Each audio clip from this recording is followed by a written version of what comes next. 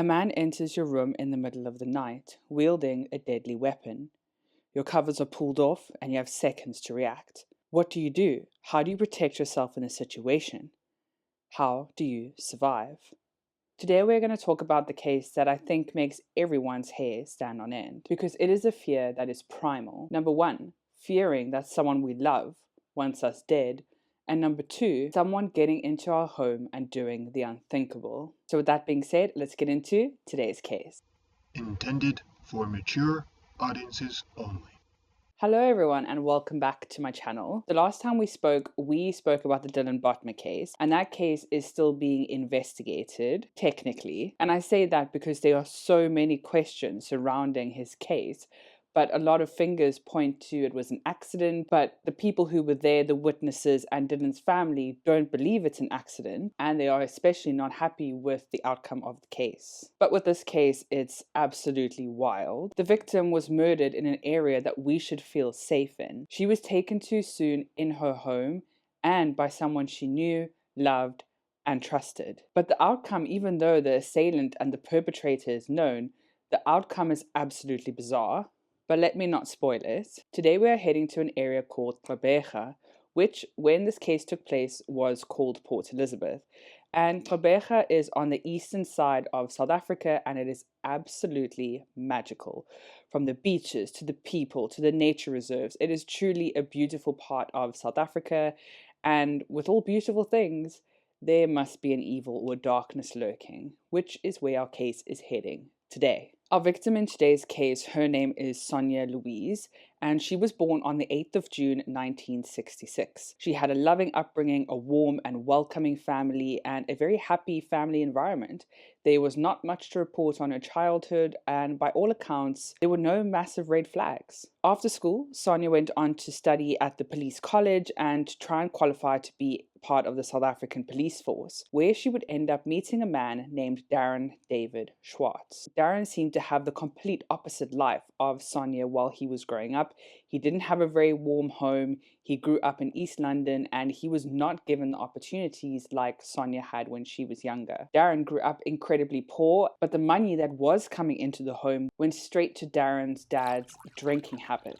Darren said that they didn't have a fridge while they were growing up, and like I said, all the money went straight out into the bar or to friends to have drinks. It was just never any money in the home, and it was an incredibly toxic environment to grow up in, especially for children. Darren did have other siblings. I think there may have been at least 3 siblings of Darren's, but it's unclear how many. But the boys in the home seemed to be left alone more often, or they would have to care for their sister. And what was really sad was that Darren would later say that his mom, who obviously hated his dad going out drinking and out partying all the time, she, in a desperate attempt to try and keep Darren's dad at home, she would try and start drinking and try and be what Darren's dad thought was fun.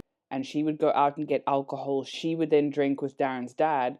But Darren's mom could not keep up with the level of alcoholism that Darren's dad had built up over time. And so eventually she would basically pass out on the couch because she could not keep up with a grown man who's been drinking for years. And once she was basically passed out on the couch, Darren's dad went out drinking anyway, to the pub or friends or wherever he went out. There was kind of no point to drinking with Darren's dad, but because she was so desperate in trying to keep him at home and trying to do this, she eventually then had her own alcoholism problem as well. When Darren was 16, he definitely held a grudge against his parents. He hated his home environment. And once he was 16 and old enough to leave, he then tried to enroll in like a technicon where you leave general high school and you can either leave and continue your studies elsewhere, which is what he tried to do. He tried to get more of a technical diploma after school. And at 16, he left and he reported his parents to Child Protective Services. And CPS, or Child Protective Services, did end up taking Darren's siblings away into foster care. But Darren would then later say that even though he tried to do the best thing for himself and his siblings by letting CPS know that there was this going on back home, he said that what happened to his sister, because she was a lot younger than Darren when he reported this. Remember, Darren still himself is a child. He's only 16. But when Darren reported this and his sister was taken into foster care, he thinks that a lot happened while she was in foster care that messed with her mentally quite a lot. Even though she did technically have a better home life, he thinks that something else happened because when she turned 18, she did end up taking her own life. And he said that he always held this guilt around that it could have been him who did this. Maybe he contributed in some way, but he said that it always followed him. But later on, Darren would also end up studying or going to work for the South African Police Services. And by all accounts, he was a very good police officer. He was very successful and he did move up the ranks quite quickly. Let me just revert back a little bit. And by the time Darren was in the South African Police Services or he was working for SAPS, this is very much a male-dominated profession, especially back in the 1970s. And Darren and his peers were all men. There weren't many women who were working with him at the time. But I mention this because Darren was suffering from some type of mental health issues. He knew that this place was not the place to talk about his feelings, to talk about how he's feeling, to talk about anything that he felt, to bring up anything that he felt was very sincere and very deep. So Darren really did suffer in silence. And was this the best profession to go into where he couldn't talk about his feelings? Probably not. But once Darren was able to join SAPS, the South African Police Services, he really wanted to be a good police officer because he wanted to help the children that he knew he didn't get the help from when he was a child. But then it was around 1988 when Darren and Sonia met. So Sonia was quite young when she joined the police services, and Darren is slightly older than Sonia. But Darren very much said that when he saw Sonia, he fell in love. He fell head over heels immediately, and he thought that she was the most beautiful woman, and he had already kind of moved through his partying era, and he now wanted to settle down. And when he saw Sonia, he thought, well, she's absolutely stunning, she's beautiful, she's smart, and that's who I want to be with. And so they quickly started to be together, they quickly started to date, and then 6 months later, they were already married. But Sonia's parents absolutely hated Darren. They did not like Darren at all. They did not want Sonia anywhere near this older man. But Sonia was incredibly driven, she was smart, and she wanted to be a police officer really badly. But her career was put on hold because a year after they got married, they had their first child, who was a baby boy. And then a year after he was born, they had their second child, a baby girl. So throughout this case and throughout some of the articles, Darren protested that he did not understand what abnormal or incorrect behavior was. And I do agree with him up to a certain age. I do think that if children come from an incredibly abusive or an incredibly harsh home environment, when they're growing up and they are quite young, they don't understand that this is different. They don't understand that this is not right. But when children start getting older, they maybe go to school, they talk to other people, and they experience kindness or different types of emotions from different people. The children kind of pick up that, okay, this is really different from what happens in my house. And they kind of realize and put two and two together that maybe my home environment is a bit more harsh than everybody else is talking about. And I'm sorry if you can hear that noise in the background. It seems like someone is just doing their gardening at a perfect time. But I do say that I agree with Darren up to a certain extent, because when Darren left home at 16 years old and he left school and he wanted to try and better his life, he knew that his home situation was wrong enough to call CPS at 16 years old already. But that is just my opinion, and maybe I'm reading too much into it. But Darren was apparently incredibly controlling towards Sonia, and in terms of everything she did, who she spoke to, what she wore, what the house was supposed to be like, how she was supposed to conduct herself in public, everything. And for an example, he wouldn't let Sonia watch TV without him watching TV with her, because he believed that if Sonia watched TV without him, she wouldn't be able to understand what was going on the TV. He felt that he had to explain to her what was going on because she wouldn't be able to understand the story or the theme that they were talking about on the TV. So he was just really there to try and help her and interpret what they were talking about, because Sonia can't possibly understand anything on TV. And I'm not only talking about the TV in terms of control. There were allegations that Darren wouldn't even let Sonia talk to men outside of a professional level.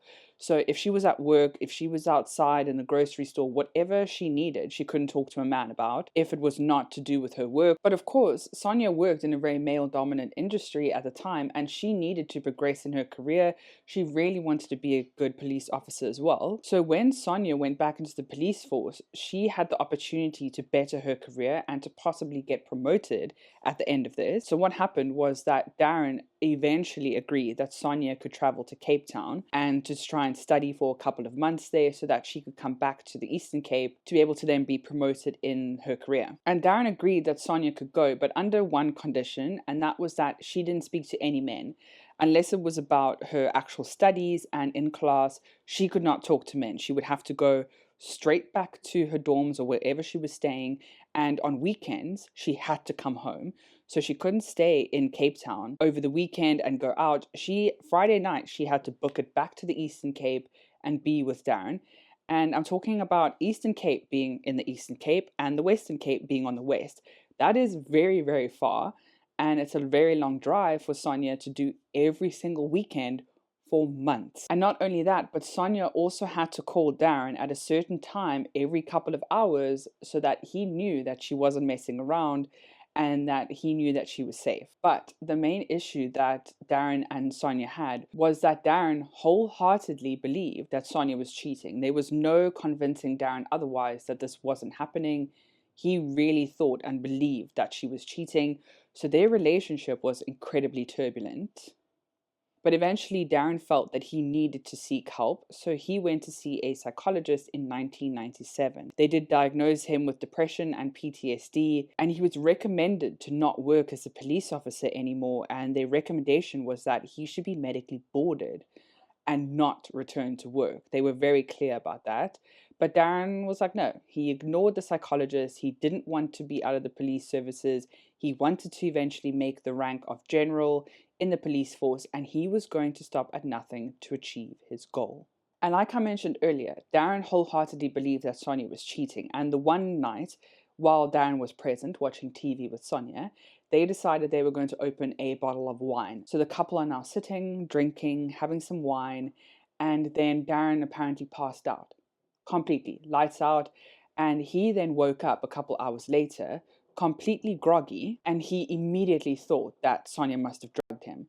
So he got up, kind of stumbled off the sofa, and he started walking towards the console where Sonia kept her bag, and he starts rummaging through her handbag, and he finds a bottle of pills that he apparently didn't recognize the name of. So he immediately clicks, and he's like, oh, she's trying to drug me because she wants to go out at night and talk to men. That must be the reason. So he, the next morning, Darren, he goes to one of his colleagues and he says, we need to pull phone records for my home, and I need you to help me to stake out and follow my wife because she is 100% cheating on me. And it seems like this colleague of Darren's, Sonia, hadn't met because he would follow her around. He would follow Sonia around, listen to her conversations, and allegedly, one of the conversations that this colleague overheard Sonia saying was that she cannot tell Darren about it and they need to meet at their special place in order to have this conversation. That is what this colleague overheard Sonia talking about, and he immediately relayed it to Darren, and Darren obviously spiraled, and he was like, I told you so, she's dragging me. And he did pull phone records, by the way, and he saw a whole lot of numbers that he did not recognize. So he immediately thought, oh, look at all these people that Sonia's talking to, all of these men that she's talking to, and his mental health took a nosedive. It was really bad. But what was actually happening was that, yes, Sonia was talking to people. Yes, she was talking to men, but she was talking to her male boss because she was absolutely petrified for her life. She was so scared about Darren's mental health and how he was spiraling that she needed to talk to someone. So in 1997, things started to take a turn and Darren was off of work quite a lot on sick leave. Things were getting really bad. Sonia was confiding her boss about the troubles at home, and Darren kept thinking that Sonia was cheating. And sometimes when Sonia came home, he would allegedly hit her because he was losing patience and he was getting frustrated with her. The extent of how much he hit her, we are not sure of. So one of these days, Sonia then asked her boss if she could take off because Darren was really bad, and she needed to see if she could get Darren a spot in one of the psychiatric hospitals so that he could then have a bed there for the night and they could maybe try and assess his mental health. And then on the 19th of October 1997, their son would later go on to say that this morning he woke up and he felt a really unpleasant feeling in the home. He said that he often could tell when things were going to get really violent in the home or things were going to turn in the home. And this date in particular, the 19th of October, he said felt awful. The air was really cold, he didn't understand what was happening, and he was only 7 years old at the time. So on this day, a lot of family members were called to Darren's home because Sonia actually had an intervention planned for Darren and for how he was behaving, how his mental health had spiraled, and they really wanted to talk to him and try and persuade him to go to this institution where he could have a bed for the night. And so a lot of family members were making their way to Darren's home. Darren obviously kept hearing people coming in. He was upset about it. He was confused about what was happening, which fair enough, it can be quite intimidating when a lot of family members are coming and telling you that you're so wrong, this is happening. And if Darren was really having such a mental breakdown, which he probably was, it can be really confusing for him, and maybe he didn't understand that his mental health had gotten so bad. So when all of his family was there was a lot of kicking and screaming, but eventually Darren sat down and he understood that he needed to get help. So he then said that he was going to go upstairs and pack, and so some of the family members who were there decided to leave because they thought, okay, they've done a good enough job. Darren's brother also left, and they thought that he's going to go do what he needs to do. Things are going to get better, so let's head out. Darren's uncle and aunt did stay because they thought that they could help Sonia and the kids, and they could then help take Darren to this hospital. But when Darren got upstairs, he got his suitcase down, and Sonia also went upstairs to go and help him. He then came back downstairs to ask his aunt and uncle if they could go to the ATM and withdraw some money, because he thought that he may need some cash to take with him to this hospital, and he asked them both to go and come back when they're done. So in the home at the moment, it was Darren, his aunt, his uncle, his two children, and Sonia. But now his aunt and uncle left to go and withdraw some money from the ATM. So it's just Darren's two children, Sonia and Darren, in the home. So the children are now on the sofa watching TV when they hear a blood-curdling scream. So they then race up the stairs. Their eldest son opens the bedroom door when he sees something absolutely awful. This young boy, who is 7 years old, rushed up those stairs and is witnessing something that no child or person should ever see in their entire lives. What he saw was his dad standing over his mother screaming for her life, while his dad is hacking at her with an axe. This young boy's first thought was to immediately try and protect his mom, so he's scratching at his dad. He's trying to pull his dad away from his mother. His dad is obviously much bigger and stronger than him, so he's just pushing his son away. But this young boy keeps going back. He keeps trying to pull his dad away, and eventually he grabs around his dad's legs, and he puts his legs and arms around his father's legs, and he's trying to pull his dad away. And while he's holding on to his dad like this, he notices his mom kind of army crawling towards the curtains to try and get away, to try and protect herself. And later on, it would show that Sonia had pieces of curtain embedded in her body. And Darren said later that he did this because Sonia sat on the edge of the bed, and she sat Darren down and she said, "Listen, come sit next to me. I need to tell you something."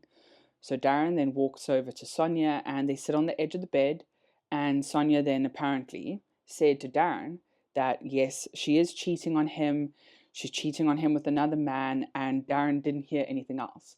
He heard this and he apparently blacked out. He then said that he came to once he felt his son tugging on his leg. Darren then stopped, dropped the axe, picked up his children, and went straight to the police station and handed himself in. Sonia Schwarz was pronounced dead at the scene with severe trauma to the head and neck. By the time that Darren's aunt and uncle had drawn money and got back to the house, police were already there.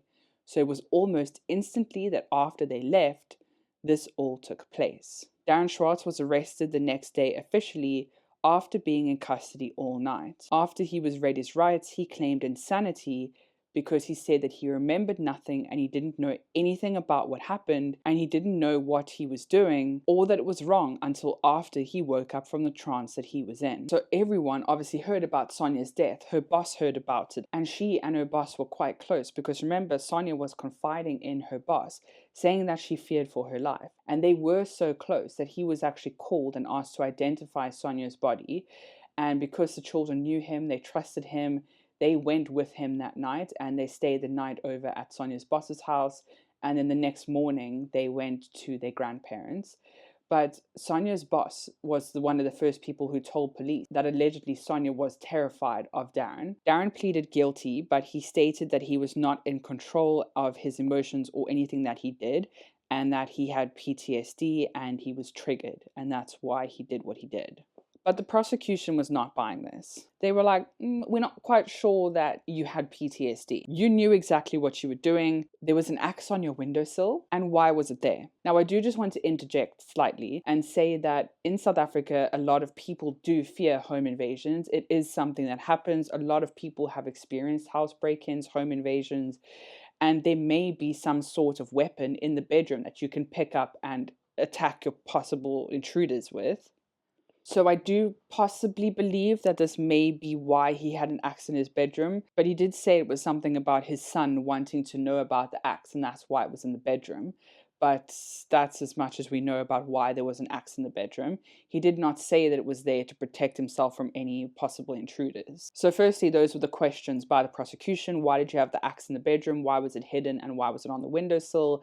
And secondly, they said that Darren must have planned this because he sent his aunt and uncle away perfectly in time for him to go back upstairs, murder his wife, allegedly, and then come back down before his aunt and uncle could even get back from withdrawing money. So the prosecution was asking for a minimum of 15 years, and Darren pleaded guilty, but on grounds of insanity. So the judge accepted the guilty plea, but Darren got nowhere near that. Darren only got 5 years in prison, and the prosecution appealed against this. They said that Darren should at least get 15 years. He did murder someone, but this was denied, and Darren then allegedly said, quote, "We got the great news that we had won and my sentence remained unchanged." Unquote. In the end, Darren only served 10 months and the rest of the time was spent under supervision. Sonia's children then had years of therapy because of the trauma. They did not talk to their father ever again. His children refused to talk to him, and they do not want anything to do with their father. Allegedly, there was a report that Darren's son did try and contact his father later on, and it seemed like he was successful in telling his father that he's not scared of him anymore and that he wants nothing to do with him. So that seemed to be the only type of confrontation or communication that these two ever had again. His children do refuse to talk to him because of what he did, and they do say that his sentence was too light and the justice system let Sonia down. So there were also articles written about Darren, which he absolutely hated, and the journalist who allegedly wrote this article was asked to apologize to Darren as well. And I'll give you a super quick rundown, but basically in these articles, it said that Darren's sentence was expunged in 2009. So in South Africa, your criminal record can be expunged legally, it is allowed, but 10 years after your sentence had been served. So remember, Darren was sentenced to 5 years, and this all took place in 1997. So 5 years after 1997 would be 2002, but his record got expunged in 2009, which it should have only been expunged if successful in 2012. So the article stated that firstly, his sentencing was expunged way too quickly, and secondly, he also had applied allegedly for a security job, and this security job would not allow anyone to be employed who had a criminal record. Obviously, working with very high clientele at universities, in public spaces, and you can't have a criminal record. So he was then employed by the security company, allegedly not having a criminal record. So either his criminal record was not expunged, or something else was happening in the background with his criminal record, and it was expunged way too early. So Darren didn't like this because his job was on the line, and also now he had been outed to his new girlfriend's children. His girlfriend at the time, who had been dating for 8 years already, already knew that he had a criminal record and that he murdered his wife, but his girlfriend's children didn't know. But what is important to remember is Sonia was brutally murdered and taken way too soon. Their whole lives changed that night, and in the most cruel and brutal way possible. Sonia was said to be an absolutely amazing mom, friend, sister, and she was kind, compassionate, she loved life, and she loved her children. She was taken way too soon, and we do not know what happened in the bedroom that day and why it happened, but it doesn't matter. Darren's brutality and how scared she must have been is absolutely haunting. But let me know what you think of this case down below. I hope that you have a great week and weekend further. Please stay safe out there, and I'll see you again next time. Bye.